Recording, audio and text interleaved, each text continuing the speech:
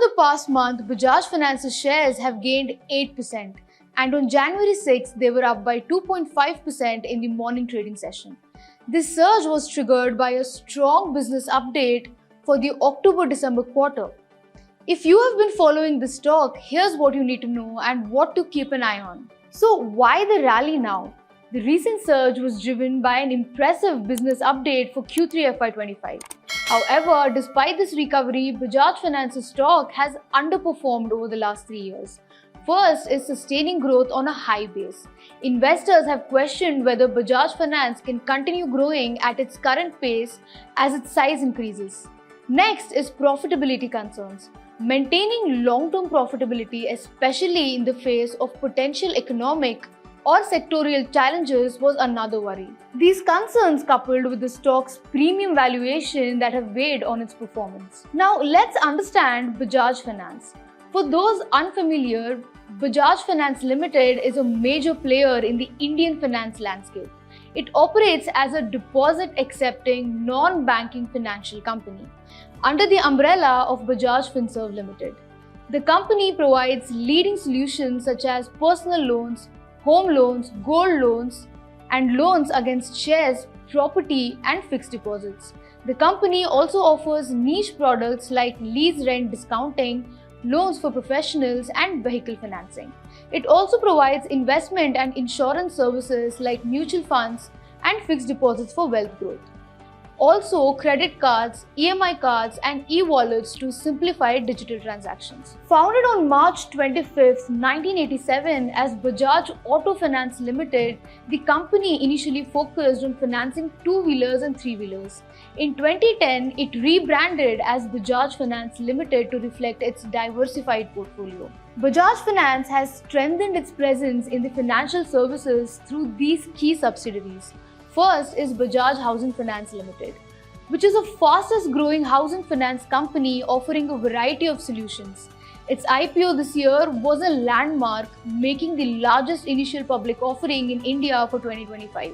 Next is Bajaj Financial Securities Limited, a digital platform for demat, broking, and margin trade financial services tailored for retail and high net worth individuals. Over the last 5 years, the company's AUM has grown about 39%. Total income has grown by 46%, while its profit after tax has grown by 73.5%. The company's ROA and ROE stands at 3.7% and 14.5% respectively. Gross NPA and net NPA stands at 0.27 and 0.1 as of FY24.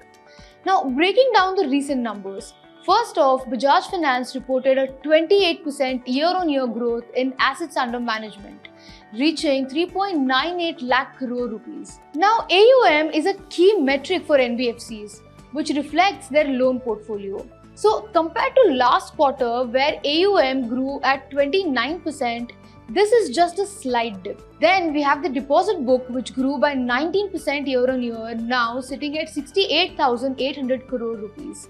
This is in comparison to 28% in the last quarter. Bajaj Finance booked a record of 12.06 million new loans, marking a 22% year-on-year growth, which is impressive, especially when you compare it to the 14% growth last quarter. On top of that, their customer base now stands at a massive 97.12 million, with over 5 million new customers added just this quarter. That's their highest ever quarterly addition.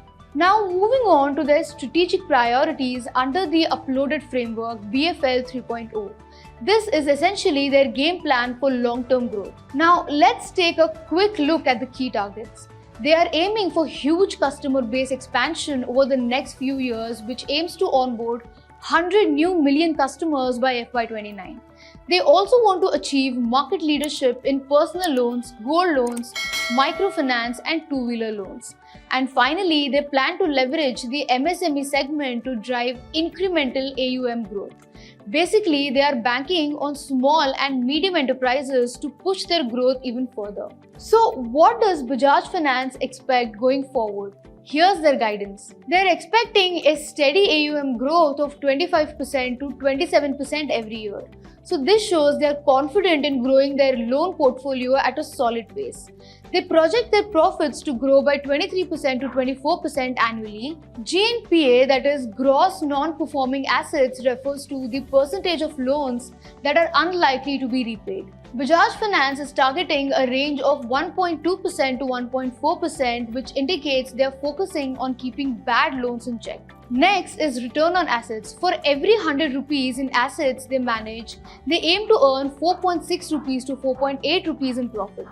Return on equity. For every 100 rupees invested by shareholders, Bajaj Finance expects to generate a return of 21 rupees to 23 rupees. Now, what should investors watch out for? First is valuation versus growth. Investors should assess whether the company can sustain its growth momentum to justify these valuations. Target of 100 million new customers by FY29. Track progress on this ambitious customer acquisition goal as it will drive future business growth. Market leadership in key segments. Watch how BFL performs in personal loans, gold loans, microfinance, and two-wheeler financing, as achieving leadership here is crucial to its growth strategy. Also, keep an eye on key financial metrics such as AUM growth, profit growth, net interest margins, and asset quality.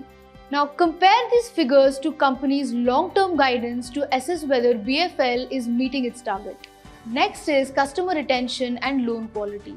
While adding customers is great, maintaining loan quality and minimizing defaults will be critical. Pay close attention to asset quality metrics like gross NPAs and provisioning coverage to ensure the company maintains a healthy balance sheet amid rising competition. Next is the regulatory changes.